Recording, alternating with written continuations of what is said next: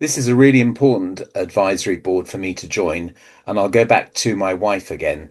She was diagnosed in 2013 at the time with young onset Alzheimer's dementia when she was 57.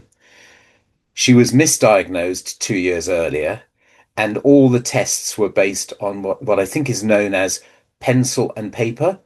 So we had no blood tests. We had no real indication of what was wrong with her, except that we knew there was something very, very dramatically wrong. And so my interest in this project really stems from the advances that we're now making in blood biomarkers and brain pathology. And anybody now who is likely to be investigated and tested for dementia should have a much quicker outcome.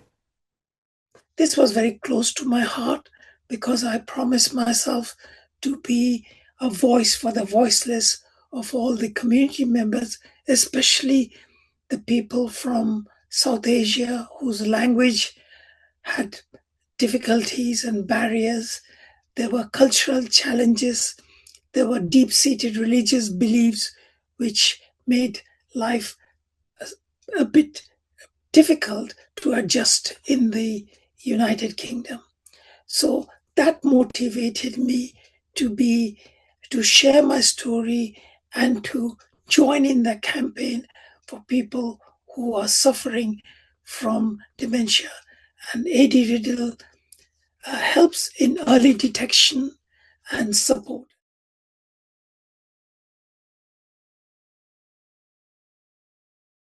Incorporating the perspectives of people with dementia in research is important.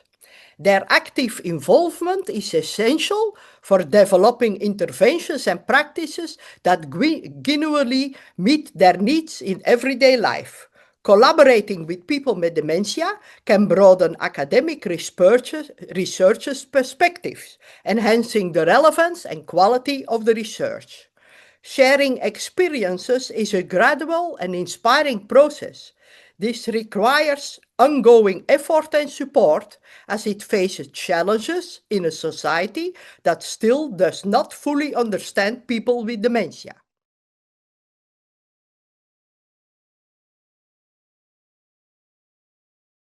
My mother was diagnosed at a very late stage. Probably if she was diagnosed earlier, some measure could have been taken. But even though the cure was not available, so at that time, but at least we could have had taken some measures to care for her. But in any case, I think it's very important that this early diagnosis is taken. It's very, very important because an early detection motivates people to do something in their favor, to do something for their health. There is in one side the medicines that are evolving very, very quickly. I mean, they are researchers advancing in the monoclonal antibodies, and this is always good news. But there are also a lot of things that we can do without taking any drug. And it all depends on the way of life. It's very important. The way of life can help us a lot with the diet, with exercise, with socializing is very good because you open your mind.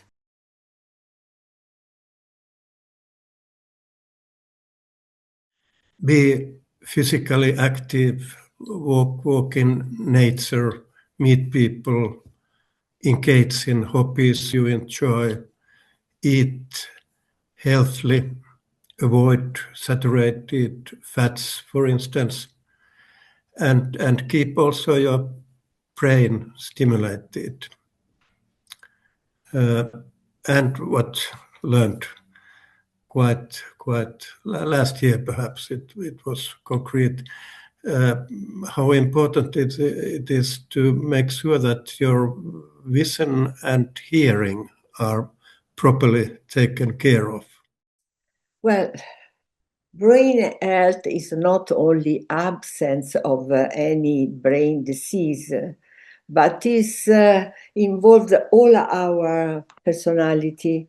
And so first of all, I think brain health concerned with the possibility of socializing. And that means not only encounter people, but to learn. For me, the important thing is never stop learning.